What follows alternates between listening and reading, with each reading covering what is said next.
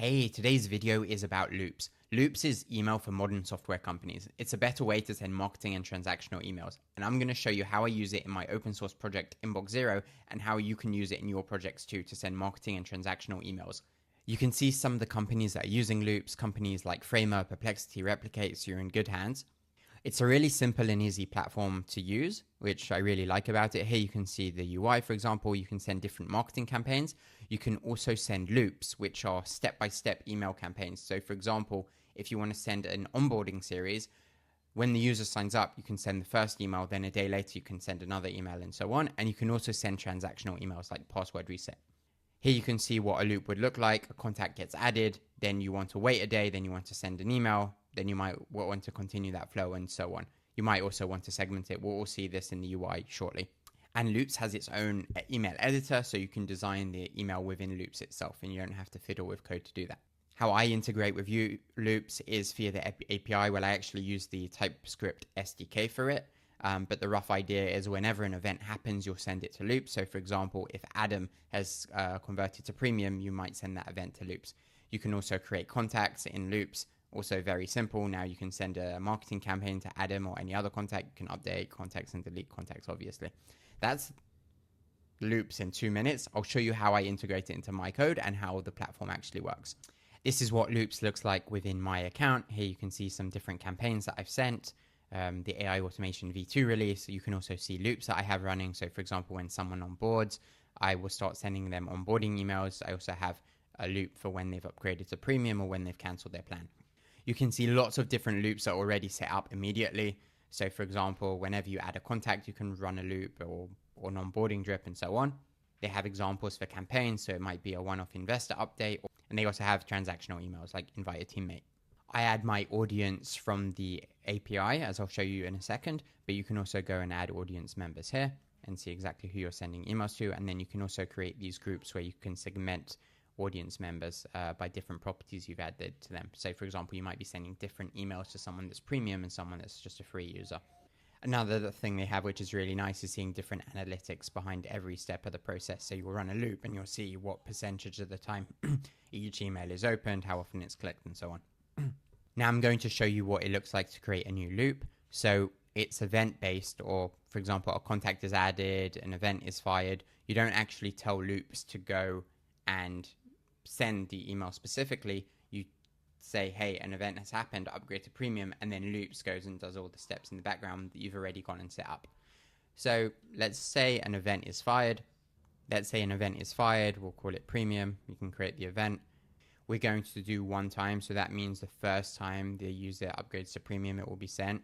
You could also do it every time, so every time they do a certain action, like win a game, it sends this email loop. And then down here, it could be contact added, an event received, or contact was updated with a certain property, then the loop would run for them. So that's the first step in the loop. Then you can decide to do something else. You could decide to wait a minute. You could decide to send it immediately. We're going to wait 10 minutes here. You can add a filter. So for example, you only want it to be part of the premium audience. And then you can go and send the email. So let's go and create an email. Here, I'm creating the email. You can also go and style the email, video about loops, and you can add in different pieces that you want. And it's quite a nice editor.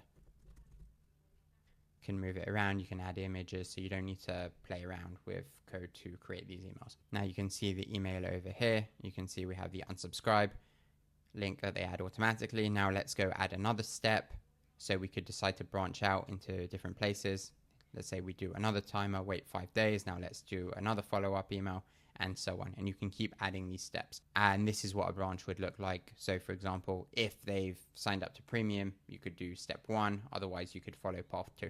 And then eventually the loop completes. And you can imagine you could have 30 different emails in this loop. Writing this out yourself in code can be quite annoying, and when steps break, it's quite annoying to see what has happened. So super helpful. I'm going to show you what it looks like for Inbox Zero as well. This is the repo. It's fully open source. If you want to go give it a star, very much appreciated. And this is the website for Inbox Zero. It's an app to help you be more efficient with email. So you can go and automate your email. You can go and clean out your inbox very quickly with bulk unsubscribe and bulk delete.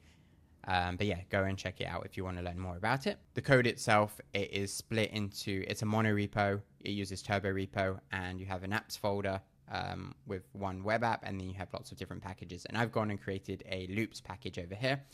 Really simple what I've gone and done. It's only 60 lines of code, so let's read through this quickly.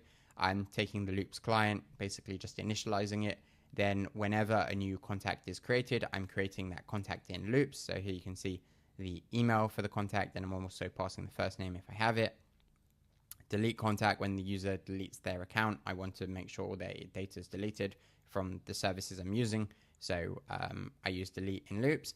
And then here you can see this gets a bit more interesting, but when a user upgrades to premium, I'm going to send the upgraded event, and you can see the tier they're on and some other properties. And the same for cancelled. I'm also sending that data over.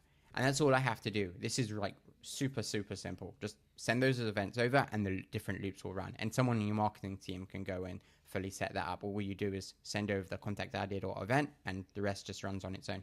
Last thing I'm going to do before we end off, this is the pricing. So if you want to get started, it's free. 1,000 contacts. I think any SaaS you use, you need to have some idea of the pricing ahead of time, which is why I'm covering this. Anyway, you can send up to 1,000 contacts for free, and then up to 2,000 cents per month. Then afterwards, it's basically 1 cent per contact, and you can send as many emails as you want. So if you take a look here, 1,000 contacts is free. $50 is 5,000 contacts. $100 is 10,000 contracts. So you can see it's just 1 cent. And then when you really get to higher numbers, it drops below a cent. Here, I think it's like a quarter of a cent or so. That's the end of the video. I'm using it myself. I've enjoyed using it. It's made my life very easy. Will mention Loops offered to give me credits. I reached out to them before I was going to do this video. I'm doing this video because I'm using their platform anyway, but they were nice enough to give me free credits as a form of sponsorship. I'm not being paid for it. But yeah, that's the end of the video, and I hope you enjoyed it. Let me know what you think about it.